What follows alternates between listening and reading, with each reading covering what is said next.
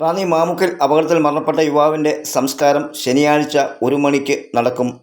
റാന്നി മാമുക്ക് ജംഗ്ഷനിൽ നിർത്തിയിട്ട സ്വകാര്യ ബസിന് പിന്നിൽ ഇടിച്ചു കയറിയ ഇരുചക്രവാഹനം ഓടിച്ചു മരണപ്പെട്ട യുവാവ് അലൻ്റെ മൃതദേഹം പോസ്റ്റ്മോർട്ടവും പോലീസ് നടപടികൾക്ക് ശേഷം ബന്ധുക്കൾക്ക് വിട്ടുനൽകി. സംസ്കാരം ശനിയാഴ്ച 1 മണിക്ക് മടന്നവൺ പേമരുതി WRM സെമിത്തേരിയിൽ നടക്കും. അത്തിക്കയം ചെമ്മനോടി വെട്ടിക്കൽ അച്ചൻകുഞ്ഞിൻ്റെ മകൻ അലൻ 22 ബുധനാഴ്ച രാവിലെ 8:15 പുനലൂർ മൂവാറ്റുപുഴ സംസ്ഥാന പാതയിലെ മാമുക്ക് ജംഗ്ഷനിൽ അപകടത്തിൽ മരണപ്പെട്ടത്.